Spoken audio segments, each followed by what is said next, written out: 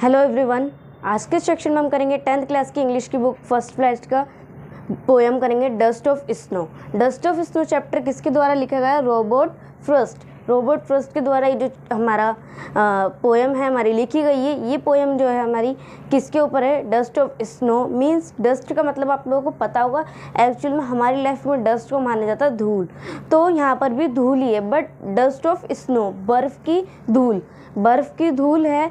ठीक है, तो यहाँ आपको पता होगा आपकी लाइफ में काफ़ी, आपके घर में जो है आपके मम्मी हैं, पापा हैं, दादी हैं, कुछ बड़े लोग हैं, वो उनके मुंह से काफ़ी सुना होगा आपने, कुछ चीज़ को वो नेगलेक्ट मानते हैं, यानी कि अशुभ मानते हैं। जैसे कि आपका कौवा हो गया, ठीक है, बोलते हैं कि कौवा एक डेथ की निशानी है। मीन्स कि अगर जिसके घर पर बैठ करके कौवा बोल गया, मीन्स उसके घर में डेथ होने वाली है, ऐसा माना जाता है।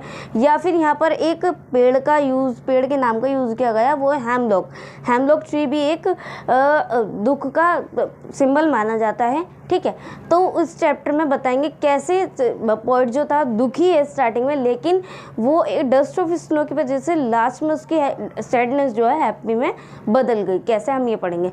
लेकिन ये जो है किसी चीज़ को अशुभ या शुभ मानना, ये हम ह्यूमन द्वारा क्रिएट की गई है। मीन्स हम इंसानों द्वारा क्रिएट की गई है।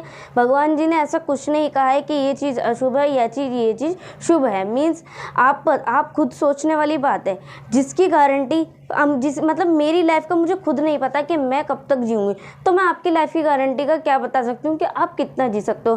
तो एक कौवा तो एक मामूली चीज़ है, भगवान द्वारा ही तो बनाया गया। आपको भी भगवान ने बनाया, मुझे भी, जानवर हो गए, जितनी चीज़ें भगवान द्वारा बनाई गई, लेकिन एक कौवा भी भगवान द्वारा बनाया, तो आप उसको कैसे सिंबल मान सकते हो कि वो मौत का, जैसे कैसे बुरा सिंबल मान सकते हो, कैसे दुख का सिंबल मान सकते हो? नहीं मानना, ये चीज़ गलत है, क्योंकि ये सारे हमारे ख्यालाती वहम है कि ये होने से ये होगा, ये होने से ये होगा। कि बिल्ली, अगर काफ़ी आपने देखा होगा कि काफ़ी लोग कुछ काम करने जा रहे होते हैं, और अगर उनकी बिल्ली रास्ता काट जाती है, तो वो कहते हैं नहीं अब ये काम नहीं करना, थोड़ी देर बाद करना। मीन्स उसका ये मानना, अगर बिल्ली ने वो रास्ता काट लिया तो वो उनके लिए अशुभ है, वो उनका काम अच्छा नहीं होगा। अब भाई बिल्ली तो जानवर है, बिल्ली के अंदर इतना ही सेंस होता, फिर वो हमारी तरह नहीं होती, हमारी तरह उसके पास 2 हाथ 2 पैर नहीं होता, हमारी तरह दिमाग चला रही होती, हमारे तरह इतना ही काम कर रही होती।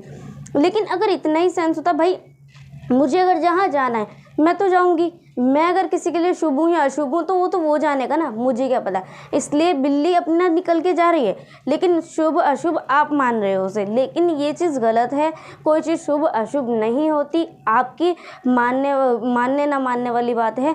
मीन्स अभी आप लोग एग्जाम्पल ले लीजिए, जैसे हमारे पूरे इंडिया में कोविड-19 मीन्स कोरोना फैल रहा है। ठीक है, हमारे ह्यूमन की, हमारे अंदर के हॉर्मोन्स जो होते हैं, जैसा हम सोचते हैं, मीन्स हमारा जैसा दिमाग सोचता है, हम अभी मैं सोचती हूँ कि कोरोना चल रहा है, और अगर मुझे उसकी टेंशन होने लगती है और मन ही मन में कोरोना सिर्फ उसके बारे में बातें चल रही हूँ, तो हमारे जो हॉर्मोन्स हैं उसी टाइप का केमिकल रिलीज़ करना शुरू कर देंगे, और हमें भी कोरोना होने के चांसेस बढ़ जाएंगे। चाहे भले कोरोना के सिम्टम्स हमारे आसपास ना हो, लेकिन हमारे हॉर्मोन्स इस टाइप का केमिकल रिलीज़ करेंगे, मुझे वो बीमारी हो सकती है।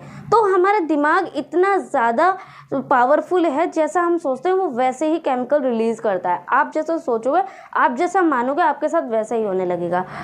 लोग कहते हैं कि पॉजिटिव रहना चाहिए। मीन्स पॉजिटिव रहना मुश्किल नहीं, पॉजिटिव आप लोग रह सकते हो, लेकिन इंसान नेगेटिविटी खुद ढूंढता है हर चीज़ में।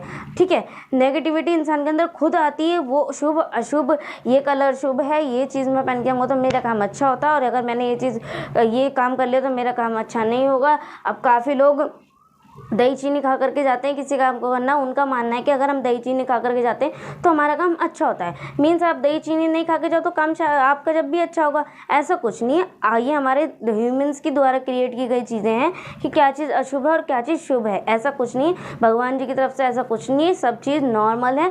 आपके मानने के ऊपर डिपेंड करता है कि आप क्या सोचते हो, आपकी सोच के ऊपर डिपेंड करता है। आप 12th क्लियर करने के बाद, आप बीटेक करने के बाद आपने जो आपको बनना है वो बन गए हो, और आप अपनी डिग्री यहाँ पर थोड़ी ना चिपका करके घूमोगे, आपने माथे पे नहीं लिख के घूमोगे कोई भी इंसान, या फिर अपने सर्टिफिकेट को हाथ में लेकर नहीं घूमेगा। उसकी पता कैसे चलेगा कि भाई वो काबिलियत इंसान है, काबिल इंसान है, इंसान लॉयर है? कैसे पता चलेगा भाई? मेरे बात करने के स्टाइल से, मेरे बोलने के स्टाइल से, मेरे बिहेवियर से और मेरे काम से पता लगा सकते हैं लोग, हाँ भाई ये वाकई में इतना पढ़ा लिखा बंदा है। ठीक है, तो ये चीज़ है। हमारी पर्सनैलिटी, हमारी सोच बता सकती है कि हम किस टाइप के इंसान हैं। अभी हमारे सामने जजमेंट जब होती है तो हमारी परफॉर्मेंस के ऊपर जजमेंट की जाती है, हमारी परफॉर्मेंस किस टाइप की है, ठीक है। हमारी परफॉर्मेंस उस पर जज नहीं की जाती कि भाई मेरे पास 100 डिग्री रखी है और मुझे पास कर दिया गया कि तुम किसी भी कॉलेज में जा सकते हो, तुम किसी भी फील्ड में जा सकते हो। ऐसा कुछ नहीं, हमारी डिग्रियों से मैटर नहीं करता, मेरे नंबर मैटर, आपके और मेरे नंबर्स मैटर नहीं करते। मैटर करता है कि हमारा बिहेवियर, हमारी पर्सनैलिटी, हमारा वर्क, हमारी प्रेजेंटेशन कैसी है, ठीक है। तो इस स्टोरी में इस पोएम को हम स्टार्ट करते हैं, ठीक है। 2 स्टैंडर्ड्स में सिर्फ है ये पोएम, बहुत जल्दी खत्म हो जाएगी, लेकिन बहुत छोटी पोएम में बहुत गहरी बात समझाई गई है, ठीक है, ध्यान से समझना।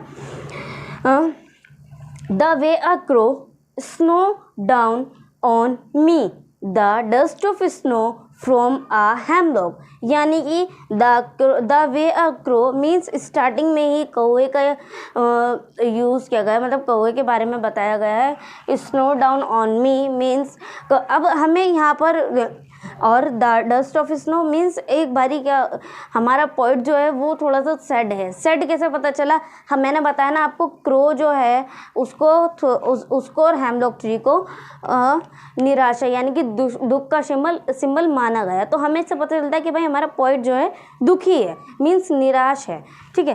तो क्या होता है, जब वो जा रहा, हेमलॉक ट्री जो होता है, जब वो जा रहा होता है, हेमलॉक ट्री के ऊपर बर्फ़ जमी होती है, छोटा सा ट्री होता है और उसके ऊपर क्रो बैठा होता है, कौवा बैठा होता है। तो जैसे क्या, अब कुछ नहीं पता भाई कौवा अपने वहाँ पर पंख हिला रहा हो या फिर उस पर से जस्ट उड़ रहा हो।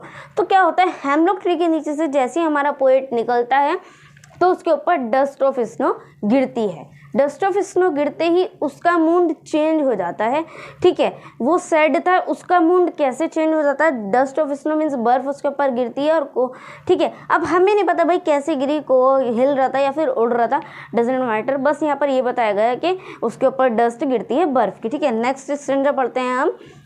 Has given my heart a change of mood and saved some part of a day I had rued, means इसमें क्या बताया गया, has given my heart means जो dust of snow means snow उसके ऊपर जो गिरी, कौवे की वजह से गिरी, हेमलॉक ट्री के ऊपर से जो उसके ऊपर बर्फ़ थी वो हमारे पोइट के ऊपर जब गिरी तो हमारे पोइट का मूड जो है कुछ इस टाइप से चेंज हुआ और इसके दिल में इतने थोड़ा सा चेंज आया। तो एकदम से उसने क्या सोचा, उसका जब मूड चेंज हुआ जैसे, तो क्या बोल रहा है वो, and saved some part of a day I had rued, means उसके मूड चेंज होते ही, ठीक है, उसके बाकी का दिन जो था, उसके मूड चेंज होते ही उसके बाकी का दिन खराब होने से बच गया।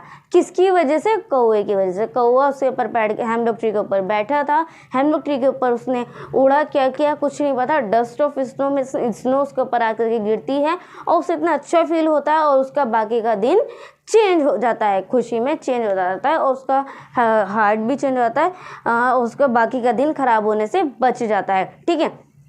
तो यहाँ पर हमारे पॉइंट जो थे सैड थे हमारे पॉइंट। हमें कैसे पता चलता है हमारे पॉइंट सैड, इससे हमें ऐसे पता चलता है क्योंकि उन्होंने स्टार्टिंग में ही क्रो का और हेमलॉक ट्री का बारे में बात की है, उसके बारे में बात की है। और मैंने आपको जैसे कि बताया हेमलॉक ट्री को और क्रो को किसका सिंबल माना गया है, दुख का सिंबल माना गया है, ठीक है।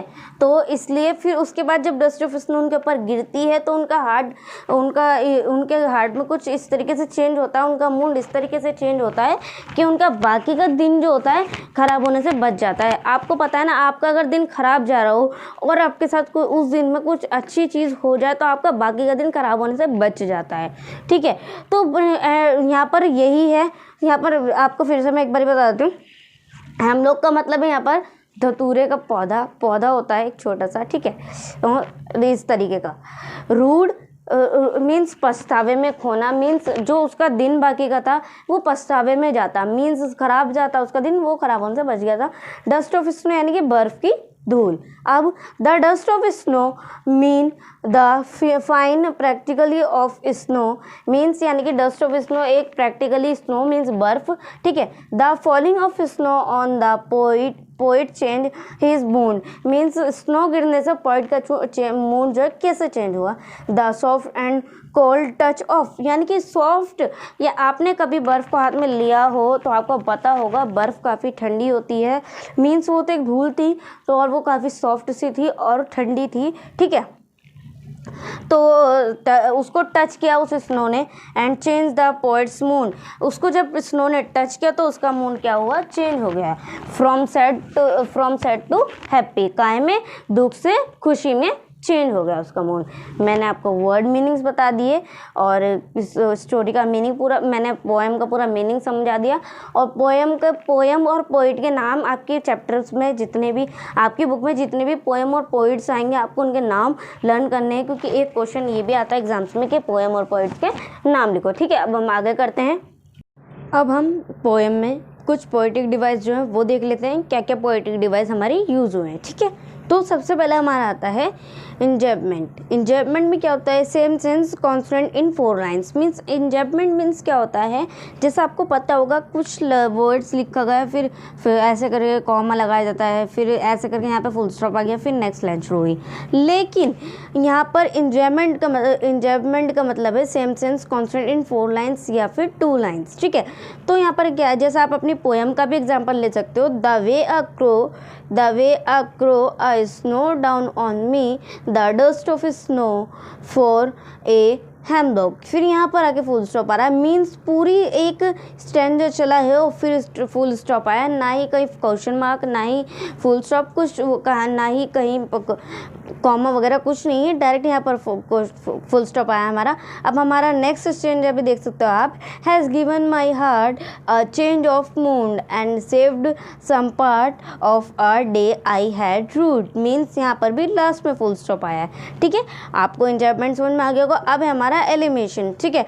Words with same slants letter placed closely, means इसका मतलब क्या है, जैसे हमारे वर्ड्स, ठीक है, हमारे वर्ड्स जैसे कुछ वर्ड्स होते हैं साथ में लिखे होते हैं और उनका सेंस, उनकी वर्डिंग स्टार्ट जो होती है एक ही वर्ड्स होती है, जैसा आप इसमें भी देख सकते हो। यहाँ पर है has given my heart, has given my heart means यहाँ पर आप देख सकते हो एच का यहाँ पर स्टार्टिंग आ रहा है, एच यहाँ पर, तो दोनों ही एच आ रहा है, या तो कुछ दूरी पर हो सकते हैं, 2-3 वर्ड छोड़कर हो सकते हैं, या फिर साथ में हो सकते हैं, ठीक है। जैसे यहाँ पर भी आप देख सकते हो सेव्ड सम यानी एंड सेव्ड सम पार्ट, ठीक है, सेव और सम ऐसे श्वास में, तो ये हो गया हमारा एनिमेशन, ठीक है। अब हमारा है कॉन्सोनेंट्स। अब हमारा rapping consonant sound last line at end mid and start, यानी कि कॉन्सोनेंट हमारे क्या अलग होते हैं और हमारे वोवल क्या होते हैं, A-E-I-O-U, 5 हमारे वोवल होते हैं, ठीक है। तो हमारे कॉन्सोनेंट आप देख सकते हो, ठीक है।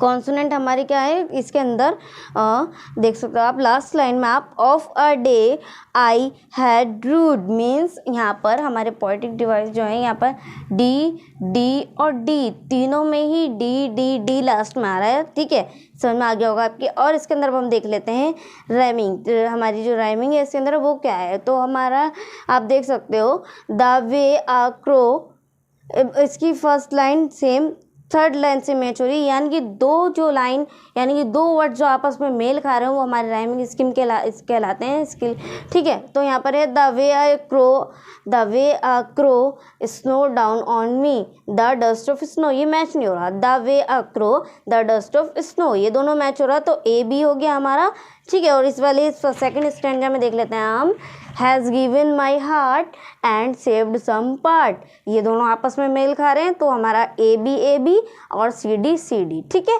और यहाँ पर यही हमारा पोएटिक डिवाइस खत्म होता है। अब हमारा कुछ इंपॉर्टेंट क्वेश्चन है जो इसके अंदर पूछा जा सकता है, जैसे कि हमारा इंपॉर्टेंट क्वेश्चन क्या है अभी मैं आपको बताती हूँ, ठीक है। What is the dust of snow, हमारा क्वेश्चन पूछ सकते हैं हमसे, what is the dust of snow, ठीक है। What is the dust of snow, और डस्ट ऑफ स्नो कैसे पोएट का हमारे मूड चेंज किया, और हमें कैसे पता चलता है कि हमारे पोएट का जो मूड खराब था, ठीक है। तो ये क्वेश्चन पूछ सकते हैं इसके अंदर। और एक क्वेश्चन और पूछ सकते हैं यही question the what does the change mood off poet, यानी कि पोइट का मूड कैसे चेंज हुआ आप बता सकते हो। मैंने आपको स्टोरी में बताया है, डस्ट ऑफ स्नो के गिरने से उसका बाकी का दिन खराब होने से भी बच गया और उसका मूड चेंज हो गया। ठीक है, यही क्वेश्चन इंपॉर्टेंट है, इसके अंदर यही पूछा सकता है, अदरवाइज और कोई क्वेश्चन नहीं आएगा। ठीक है, यही कुछ इंपॉर्टेंट क्वेश्चन था, मैंने आपको बता दिया। मैंने आपको पोएम इसकी समझा दी है और आपको पोएटिक डिवाइस भी बता दिया, आपको इंपॉर्टेंट क्वेश्चन भी बता दिया। आई होप आप लोगों की पोएम जो समझ में आ गई होगी, पोएटिक डिवाइस भी समझ में आ गया होगा। आज के सेक्शन में इतना ही, मिलते हैं नेक्स्ट वीडियो में, तब तक के लिए टेक केयर, गुड बाय।